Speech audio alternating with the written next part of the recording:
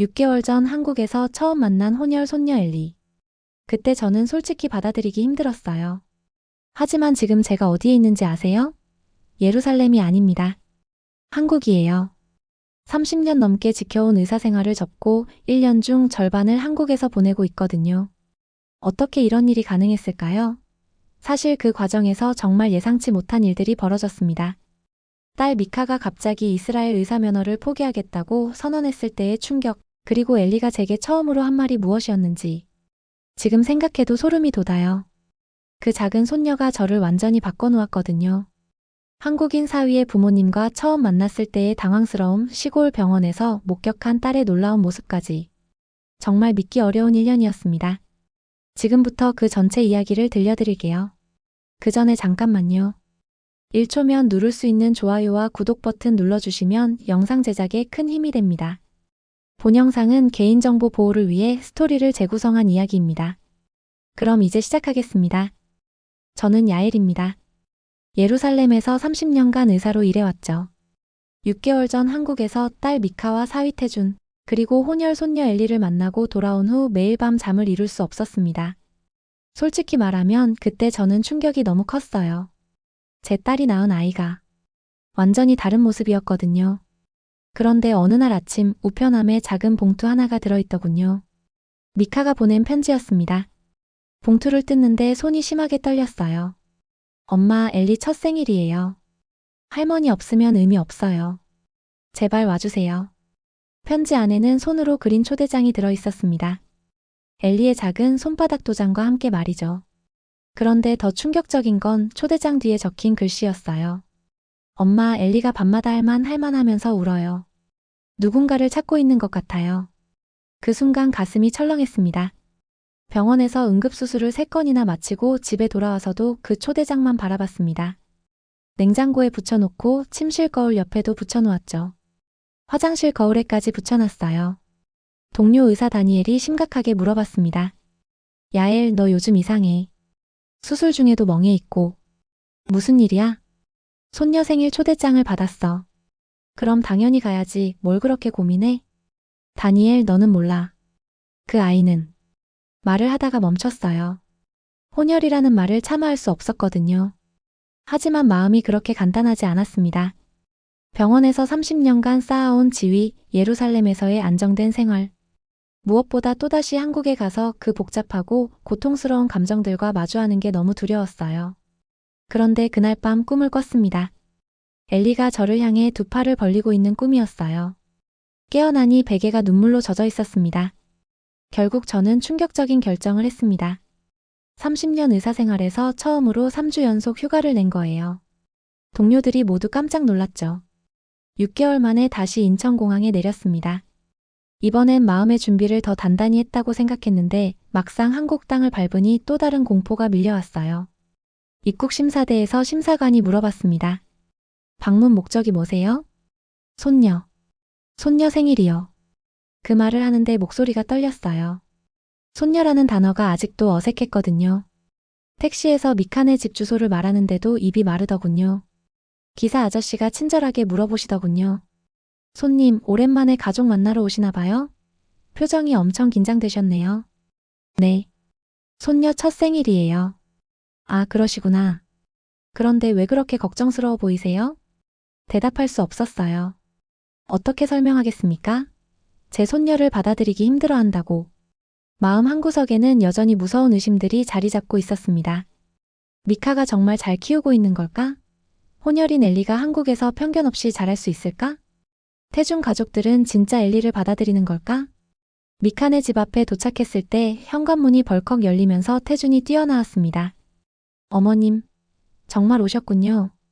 그의 눈에 눈물이 고였더군요. 그 모습을 보니 6개월 전 기억이 선명하게 되살아났어요. 이번에는 정말 예상치 못한 일이 벌어졌습니다. 태준의 부모님을 만나게 된 거예요. 미카가 갑자기 말했거든요. 엄마, 시부모님도 엘리 생일 파티에 오셔요. 어머님과 꼭 만나 뵙고 싶어 하세요. 순간 혈압이 확 올라가는 걸 느꼈어요. 솔직히 너무 걱정됐습니다. 이스라엘 사람인 저를, 그리고 혼혈인 엘리를 어떤 시선으로 볼지. 태준의 어머니가 문을 열어주셨는데 첫인상부터 완전히 예상과 달랐습니다. 어머나, 야엘 씨 맞죠? 태준이가 어머님 이야기를 얼마나 했는지 몰라요. 의사 선생님이시라며? 정말 멋지세요. 그분은 저를 마치 오래된 친구처럼 대하시더군요. 하지만 그게 더 당황스러웠어요. 이스라엘에서는 처음 만나는 사람에게 이렇게 직접적으로 감정을 드러내지 않거든요. 더 충격적인 건 태준 아버지의 반응이었습니다. 아이고, 우리 며느리 어머님이시군요. 진짜 미인이시네요. 미카가 어머님 닮아서 그렇게 예쁜 거였구나. 저는 완전히 얼어붙었어요. 이런 직설적인 칭찬을 받아본 게 언제였는지. 저녁 식사 자리에서는 더 놀라운 일이 벌어졌습니다. 태준 어머니가 엘리를 안고 계시는데 갑자기 눈물을 흘리시더군요. 이 아이 참 신기해요. 한국 사람도 아니고 이스라엘 사람도 아니고. 그런데 왜 이렇게 우리 애 같을까요? 그 순간 저도 모르게 눈물이 났어요. 제가 그토록 걱정했던 다름을 이분들은 특별함으로 받아들이고 계셨던 거예요. 태준 아버지도 말씀하셨어요. 야엘 씨, 우리는 엘리가 자랑스러워요. 이 아이는 세계 어디에 가서도 당당할 수 있잖아요. 한국어, 히브리어 다 할 수 있고. 그때 깨달았습니다. 편견을 가지고 있던 건 다른 사람들이 아니라 바로 저였다는 걸 말이에요. 드디어 엘리의 첫 생일날이 왔습니다. 미카가 밤새 준비한 작은 파티였어요. 솔직히 제 마음은 아직도 반반이었습니다. 기쁘면서도 어색하고 가까워지고 싶으면서도 두려웠거든요. 아직 걸음마도 제대로 못하는 엘리가 케이크 앞에 앉아있는 모습을 보는데 갑자기 가슴이 뛰기 시작했어요. 왜 이렇게 떨리는 거죠? 저는 일부러 조금 떨어진 곳에 앉아 있었어요. 아직도 완전히 마음을 열지 못했거든요. 그런데 엘리가 케이크 대신 계속 저를 쳐다보는 거예요. 미카가 말했어요. 엘리야, 케이크 맛있지?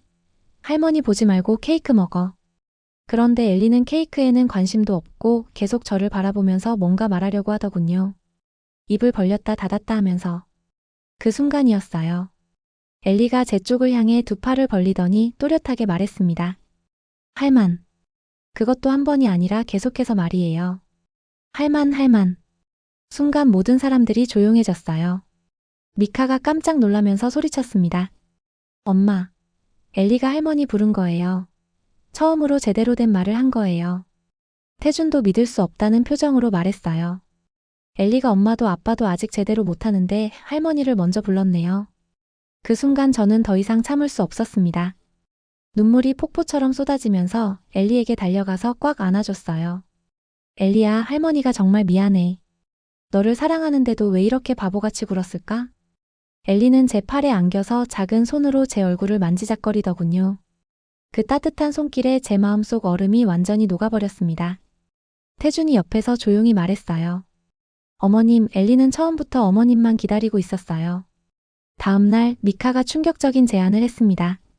엄마, 제가 일하는 병원에 같이 가요. 어떻게 일하는지 보여드리고 싶어요. 솔직히 너무 궁금했어요. 예루살렘 최고 병원에서 일하던 딸이 한국의 이름도 모르는 시골 병원에서 도대체 뭘 하고 있는지 말입니다. 병원에 도착해보니 정말 작았어요. 예루살렘 병원 응급실 한 칸보다도 작은 것 같았습니다. 솔직히 마음이 답답해졌어요. 미카야, 여기서 제대로 된 의료가 가능해? 그런데 미카가 환자들을 대하는 모습을 보고 완전히 충격을 받았습니다. 80세가 넘어 보이는 할머니 환자가 오셨는데 미카가 그분을 의자에 앉히고 무릎을 꿇고 앉더군요. 할머님, 어디가 제일 아프세요? 딸아, 나는 여기저기 다 아픈데 뭐부터 말해야 할지 모르겠어. 미카는 전혀 서두르지 않고 그분의 이야기를 끝까지 들었습니다. 20분이나 걸렸어요. 예루살렘에서라면 그 시간에 환자 5명은 봤을 겁니다. 할머니가 돌아가신 후 저는 미카에게 따졌어요. 너무 비효율적이잖아. 시간이 얼마나 아까운데. 그런데 미카의 대답이 저를 또 한 번 놀라게 했습니다. 엄마, 그 할머니는 혼자 사세요. 한 달에 한 번 병원 오는 게 유일한 외출이에요. 제가 들어드리는 그 20분이 할머니에게는 한 달치 대화거든요. 그 말을 듣고 머리를 한 대 맞은 것 같았어요. 언제부터 저는 환자를 시간으로 계산했던 걸까요? 점심시간에 미카가 더 충격적인 이야기를 했습니다. 엄마, 여기 환자분들은 저를 딸이라고 부르세요. 처음엔 당황스러웠는데 이제는 정말 가족 같아요. 정말 믿기 어려웠어요. 30년 의사생활에서 환자가 저를 가족처럼 대한 적이 있었나 싶었거든요. 점심시간에 미카에게 물어봤어요. 너무 비효율적이지 않니? 엄마, 여기선 시간이 다르게 흘러요. 할머니, 할아버지들에게는 의사와의 대화가 치료의 절반이거든요. 그 말을 듣고 뭔가 찡했습니다. 언제부터 저는 환자를 케이스로만 봤던 걸까요? 그날 저녁 미카가 갑자기 심각한 표정으로 말했습니다. 엄마, 중요한 말씀드릴 게 있어요. 가슴이 덜컥 내려앉았어요. 혹시 이혼하겠다는 건 아닐까? 한국 생활이 힘들어서 포기하겠다는 건 아닐까? 이스라엘 의사 면허를 갱신하지 않을 거예요. 순간 머리가 새하얘졌습니다. 그 면허를 따기 위해 얼마나 고생했는지, 얼마나 많은 돈과 시간을 투자했는지. 저보다 미카가 더 잘 아는데. 미쳤니? 정말 미쳤어. 그 좋은 자격을 왜 포기해? 혹시 태준이가 강요한 거야? 미카는 차분하게 대답했습니다. 엄마, 아무도 강요하지 않았어요. 제가 선택한 거예요. 선택? 무슨 선택? 후퇴하는 게 선택이야? 그런데 미카의 다음 말이 저를 완전히 멈춰 세웠습니다. 엄마, 저는 여기서 진짜 의사가 됐어요. 이스라엘에서는 환자를 많이 봤지만 여기서는 환자와 진심으로 소통해요. 어떤 게 더 의미 있는 일인지 이제 알겠어요.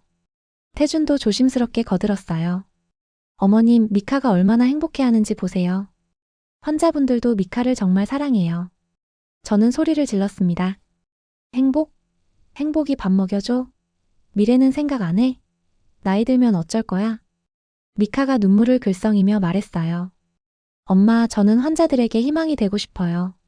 단순히 병을 고치는 의사가 아니라 사람의 마음까지 치료하는 의사가 되고 싶어요. 그 순간 깨달았습니다. 제가 반대하는 이유가 미카의 미래 때문이 아니라 제 자존심 때문이었다는 걸 말이에요. 한국에서 2주를 보내고 예루살렘으로 돌아왔습니다. 하지만 이번엔 정말 모든 게 달랐어요. 공항에서부터 눈물이 났거든요. 엘리와 헤어지는 게 이렇게 힘들 줄 몰랐습니다. 병원으로 복귀한 첫날 동료들이 물어봤어요. 야엘, 한국 다녀온 기분이 어때? 완전히 달라졌어요. 정말 그랬어요. 환자를 볼 때마다 미카가 그 할머니와 이야기하던 모습이 떠올랐습니다. 그날부터 저도 환자들과 좀 더 오래 이야기를 나누기 시작했어요.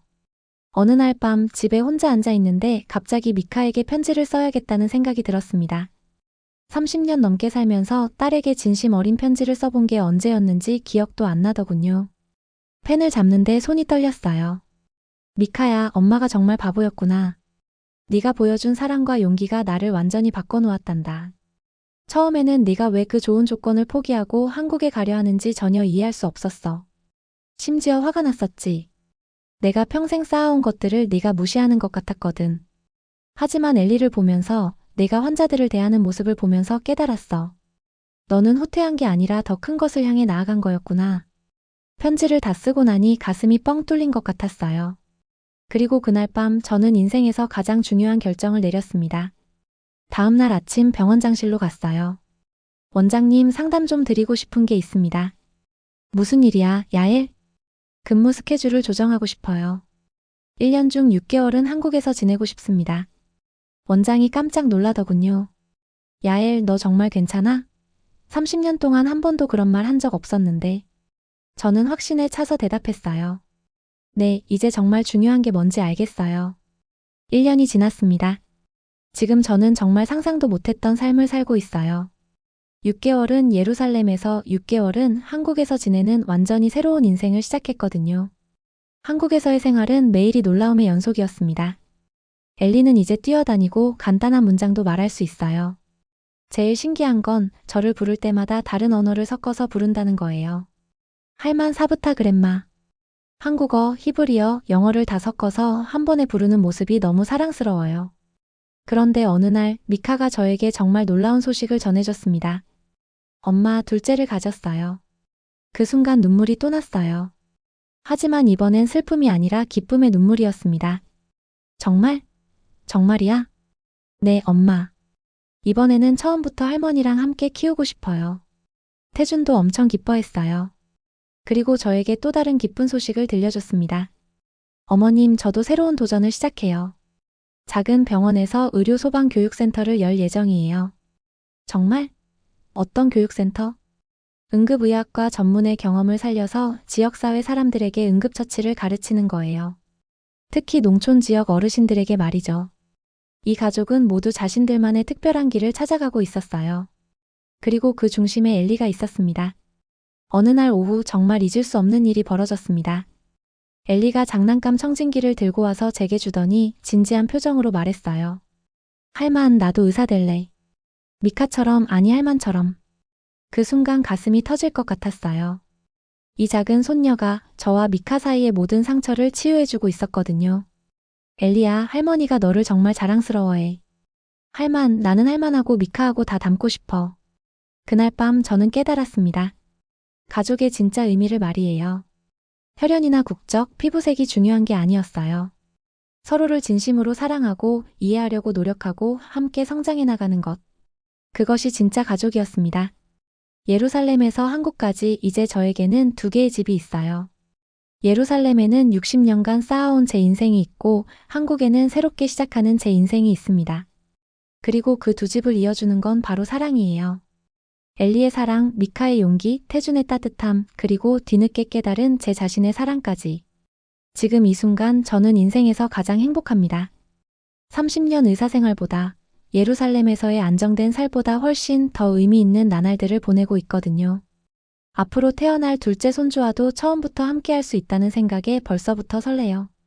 이번에는 편견 없이 처음부터 순수한 사랑으로 만날 수 있을 테니까요. 엘리가 가끔 물어봐요. 할만, 엘리 사랑해? 당연하지. 할머니가 엘리를 세상에서 제일 사랑해. 나도 할만 세상에서 제일 사랑해. 그럴 때마다 가슴이 벅차오릅니다. 이런 사랑을 느끼기 위해 저는 60년을 살아왔는지도 모르겠어요. 오늘의 사연은 여기까지입니다. 여러분의 생각을 댓글에 작성해주세요. 지금까지 저는 코리아 감동 채널의 지연이었고요. 구독과 좋아요는 영상 제작에 아주 큰 힘이 됩니다. 오늘도 행복한 하루 되세요. 감사합니다.